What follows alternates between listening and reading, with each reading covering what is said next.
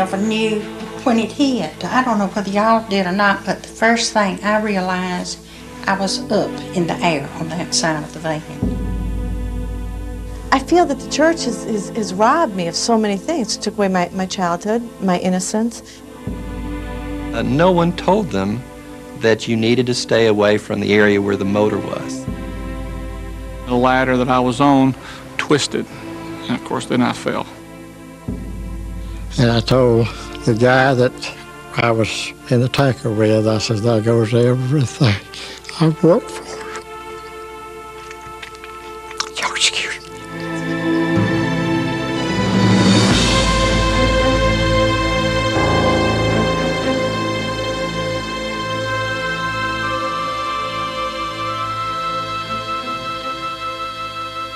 They're empty now, but soon these seats will be filled with the faithful, people seeking guidance in an uncertain, sometimes scary world. And here, within these hallowed walls, comes a sense of belonging, a sense of security, a sense of hope. The same is true with your organization. And as a cornerstone of the community, it's important for you to ensure that your ministry is always there for those who put their faith in you. Unfortunately, whether you know it or not, your organization faces a multitude of risks each and every day. Risks which, if left unchecked, could threaten the very existence of your organization. It's true, a devastating loss can happen to any organization at any time. No one is immune. And when these losses happen, faith can turn to fury. People become angry. They want to know, why did this happen to us? During these times of hardship, you hope they will put their faith in God to help them cope, to give them the strength they need to carry on. Unfortunately, neither the strongest of faith nor the most comprehensive insurance policy can prevent the fury a loss can inflict upon your ministry. That is your role and your obligation to the congregation. With so much at stake, you can't afford to ignore the risks. You must take action now. Loss control, an organized manner of planning ahead to reduce risks and prevent potential losses, is one way you can take action. This program will help. By watching it, you'll have a greater awareness of the risks. You'll know what your organization can do to prevent losses, and you'll know where to turn for assistance. But ultimately, it's up to you. Take ownership of your situation. Make controlling losses a high priority. Develop a proactive loss control program. Do it now, because the stakes are too high. The thing that happens to our churches many times is they think that because they're a church, they're immune. They're safe, and somebody will protect them. But that's not always the case. The best way to prevent most losses is to undergo what we call a 5-step risk management process. The 5-step loss control process will help you to recognize risks, determine ways to avoid those risks, and take the proper actions. The 5 steps are: identify exposures, examine risk management techniques, select the best technique, implement the chosen technique, monitor and improve the risk management program. You can reduce the threat to your organization by committing yourself to consistently taking these 5 steps whenever a situation poses potential risks. Vigilance is probably the best way that we avoid any kind of undesired result that could be prevented from occurring in the first place. So what are the risks? What should you be looking out for to protect your ministry? We can't cover all of them in this video, but of the many types of risks, the following are particularly common and often devastating. They are automobile accidents, sexual misconduct, youth activities, personal injury, and fires. We'd all like to think we're immune. It won't happen to me. Let's hope it won't. But what if it did? Ask yourself that. Ask yourself what your community would do if all of this were swept away. And then do something about it. I never knew when it hit. I don't know whether y'all did or not, but the first thing I realized, I was up in the air on that side of the van. In 1993, a dump truck crossed a center line and smashed into the van carrying Virginia Epps and several other members of Meadow Baptist Church. 5, including the group's Sunday school teacher, died that day. Eventually, the death toll would reach 7. None of us had on seatbelts that I'm aware of. That I know of, they didn't. Most of us missed all of the funerals and that kind of stuff, see? And so it's just still unreal to us, I guess, you know. They're gone, we know that, but it's just kind of unreal.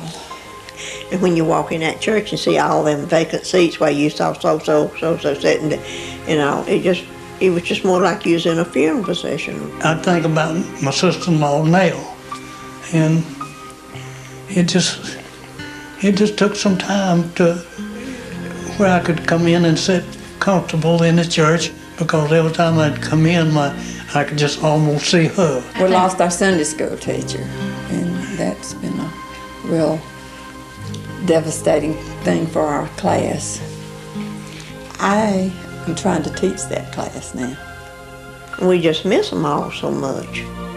It's a struggle for me because She does a great job. She does a great job. We had such a great teacher, and I can't fill her shoes by any means. Failing to wear seat belts can turn even a minor fender bender into tragedy. It's one of the most frequent causes of transportation-related losses. Poor vehicle maintenance can also lead to unexpected dangers once you get out on the road. Driver error, including not paying attention or overly aggressive driving, frequently results in an accident.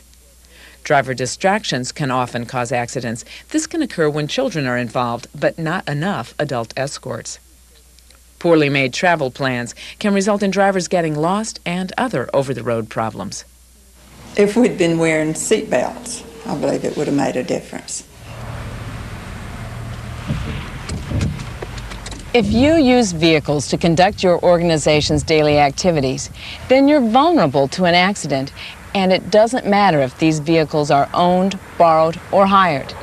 Granted, you can't control the actions of other drivers or the outcomes of their unsafe driving, but you must do all you can to prepare your drivers and properly maintain your vehicles to prevent the catastrophic accident. Organize a transportation committee. Take ownership of the situation by making transportation safety a high priority.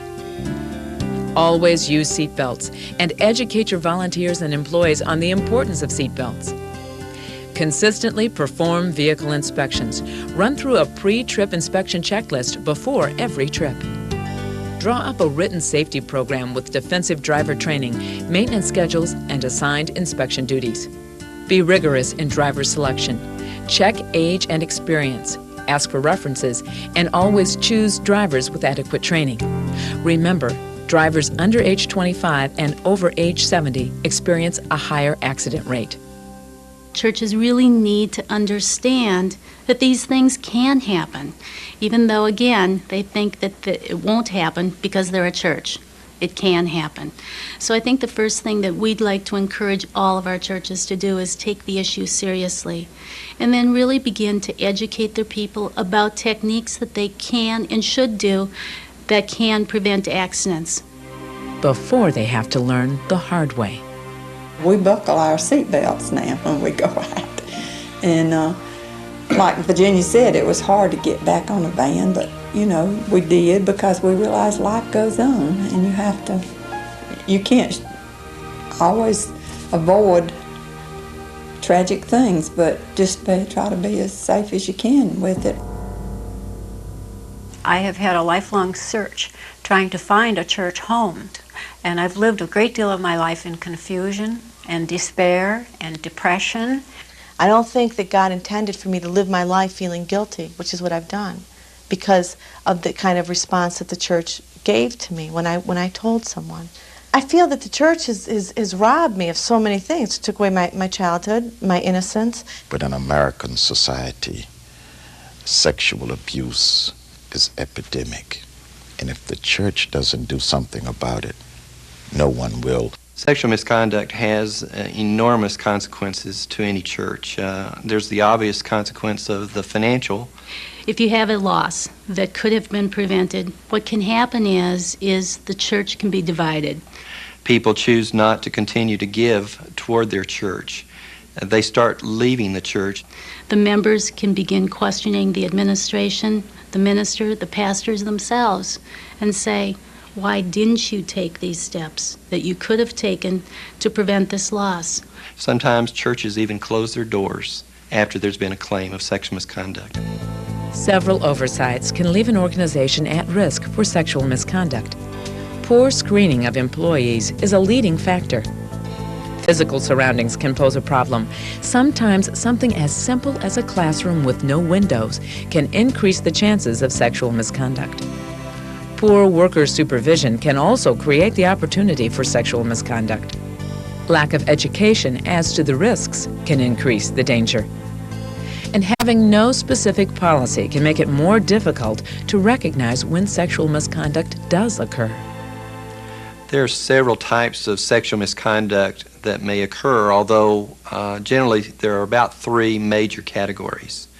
One would be a ministerial staff person counseling another adult. A second would be involvement with a minor, a youth, or a child. And the third one may involve children, playing with other children. Prevention is key.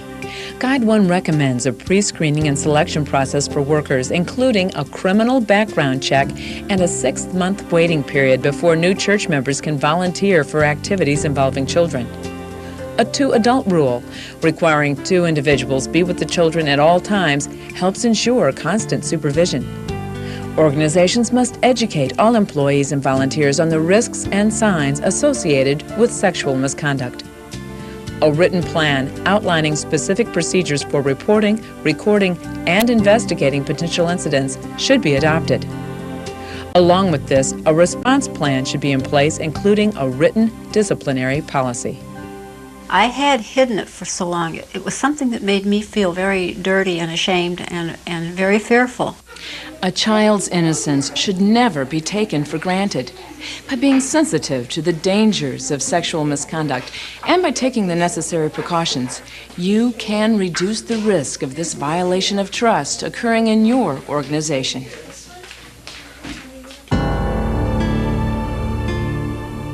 If your organization is like most, then youth activities play an important role in your ministry. These activities help foster fellowship in young people that can offer fun, wholesome alternatives to the many undesirable distractions kids face today. On the other hand, they can also be dangerous. The individual who was pulling the hay rack ended up pulling too close to the middle of the road, and the oncoming traffic, unfortunately, got too close and cut off the legs of the children whose legs were dangling over the side of the hay rack. It's terrible, absolutely terrible. It's things like that as much as you would like to believe it couldn't happen to you, could. There was a group of youth in their early teens who went out to a lake on a church-sponsored event, and they were playing on the boat, diving off of the boat, and no one told them that you needed to stay away from the area where the motor was. And one of the 15-year-old youngsters dove right near the motor. His arm was severed. The most common losses linked to youth activities include injuries during hayrack rides, accidents on playground equipment, camping accidents, water activities that result in drowning, falls, and other accidents on church grounds. Again, take precautions. We're always going to have some bad things happen that are unexplainable, but there need not be as many accidents. Organizations should set written guidelines explaining what events are and are not allowed and detailing safety rules. Carefully plan each activity, including inspecting the location. Don't forget sufficient supervision. Use a selection process to choose qualified activity leaders, including an application and acceptance procedure. And all leaders should be given first aid training, along with information about the potential hazards of any event. By sponsoring youth activities, your organization assumes a certain amount of liability. Anticipating these risks and planning accordingly is a big step toward avoiding a devastating loss. What's the activity? What could go wrong? What would be the consequences? Ultimately, it's better to call off an event than risk a tragedy. The most commonly overlooked risks and commonly occurring accidents are those involving slips, falls, and other personal injuries. And while the risks can seem minor at the time, the consequences can result in major personal harm and substantial pain and suffering, including permanent injuries, paralysis, and even death. Many seemingly minor risks can contribute to the risk for personal injury, including poorly maintained parking lots, walkways, and stairs, poor lighting, cluttered and obstacle-ridden walkways, icy conditions, unsafe work procedures. Music pastor Cy Harris learned the hard way how easy it is to misjudge the risks. While covering windows for an Easter celebration, his ladder twisted. It felt like it was fixed in there, and I had someone holding the bottom of it, but it just tilted when my weight lifted over. He fell on a Saturday and woke up the following Wednesday. You know, my kids had to put my shoes and socks on because I can't reach it, and that was difficult for them. Can't lift your children. That's difficult. That's really bad. And preventable. I had mentioned to the pastor before I'd gone out and looked at purchasing some shades or drapery to go over these windows as a preventative measure to say, hey, you know, if we can spend this now, no one will have to be on a ladder, no one will have to do that, and that way that risk or error would not occur. So, you know, that was a very small figure compared to what was spent, of course, on rehabilitating my back. Applying common sense and a little effort can help reduce personal injury hazards. Repair sidewalks and walkways so they're smooth and secure. Promptly remove snow, ice, and leaves from all steps, sidewalks, and walkways. Eliminate tripping hazards such as cords and loose carpet. Install proper lighting in areas where visibility is low. Maintain safe equipment such as ladders and tools.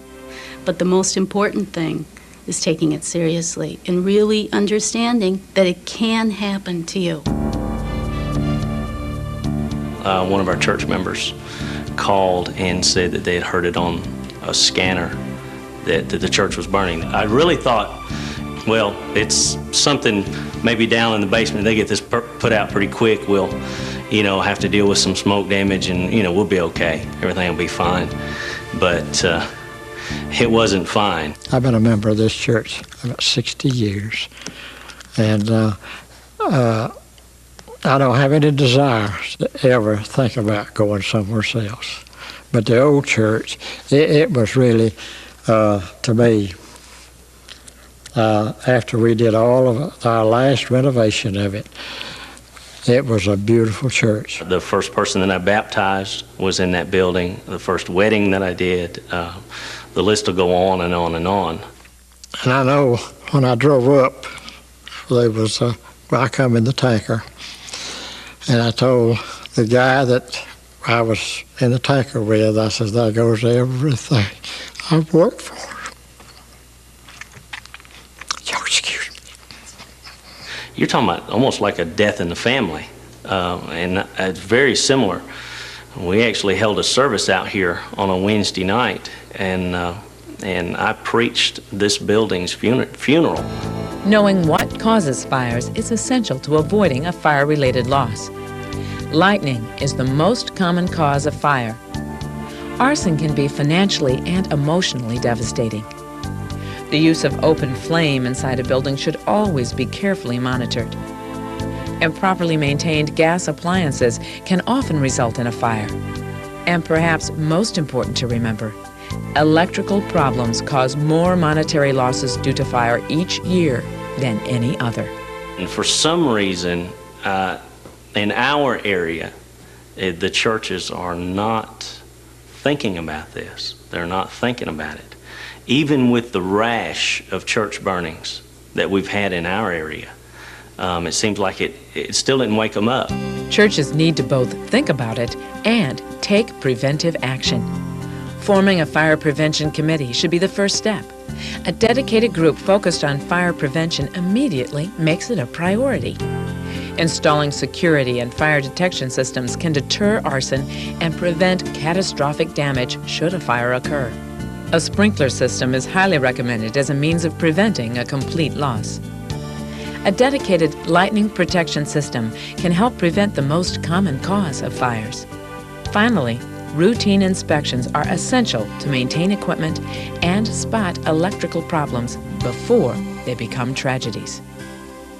Walter Counts of Cliff Temple Baptist Church knows firsthand the value of prevention.